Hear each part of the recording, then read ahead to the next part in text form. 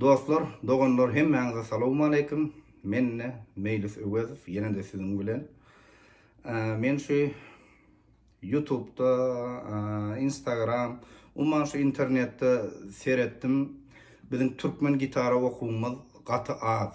Birdiki de oglanlar goýupdyrlar, okuwlar, her hil akordlar, kakawlar. Şol oglanlaryň jany sag bolsun, şu Türkmen aydyn sasyn otumyzy östürmäň aladasynda şol oglanlaryň janyny sag bolsun oglanlar, taňry ýalkasyny sag bolsun aýdýan. Şol Türkmen gitara okuwynyň azlygy sebäpli menemne şu goýmagy makul bildim. Bu nemine biziň Türkmen gitara okowymyzyň birinji sapagy.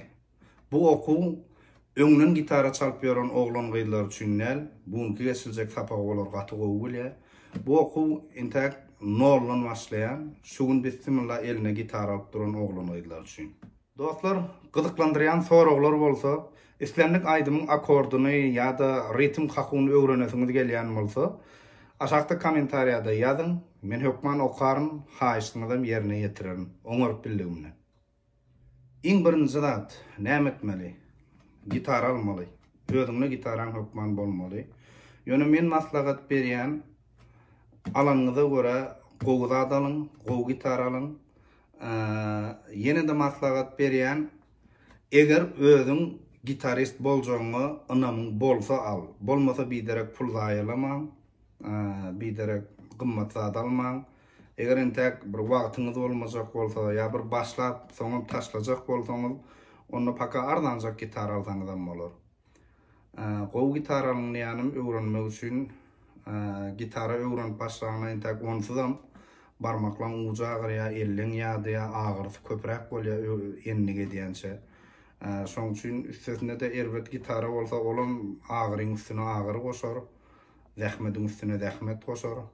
Şoň üçin gowja gitara alyň diýen. Eger ynamyň bolsa özüňe gitara öwrenjegiň çynyň bolsa, bolmasa ardanjagyny al da finansyp göräýin tek. Gitara 3 bölekden ibaret. Ine bu bölegi biz baraban diýäs, korpus esasy ady korpus şuňa şu bölegi. Bu bölegi grif diýilýär, gitaran grifi.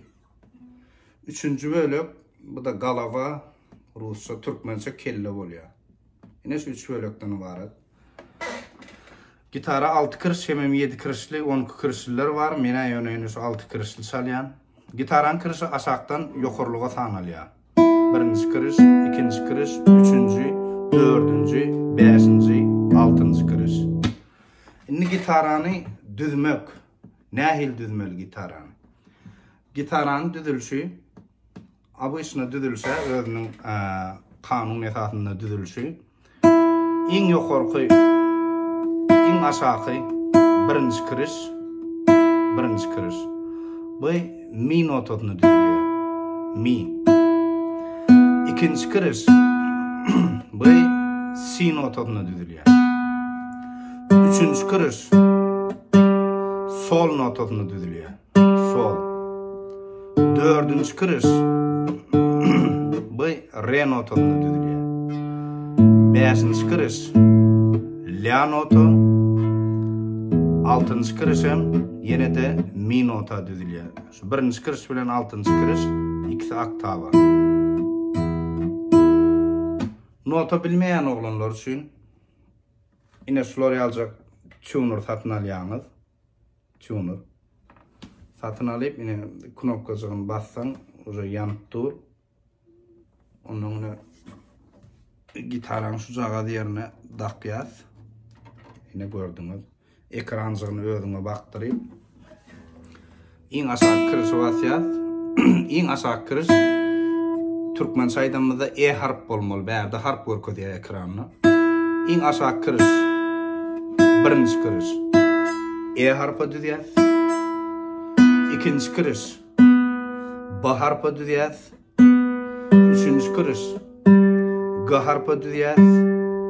Dördüncü kırış. D harpa düzýäs, D. Beşinci kırış. A harpa düzýäs, A. Altıncı kırış, yine de E harpa düzýäs. Inni yine bir düzülüş usulü gitaran. Eğer nota da bilmeyen olsan, tuneram yok olsa yanına.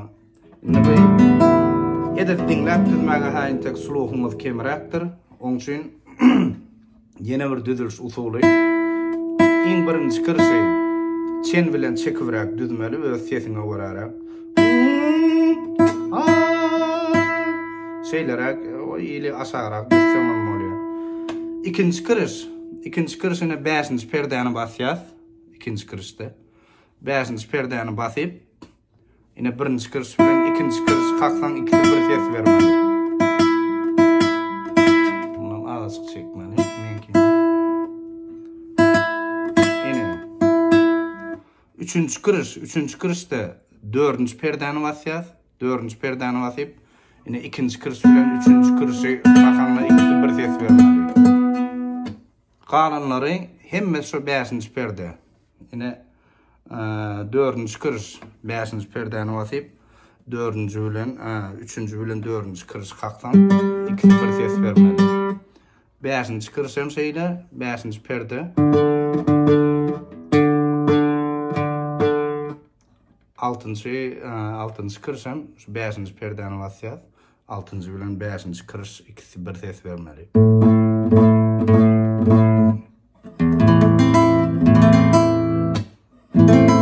Yine gitaran düzülüş usulü.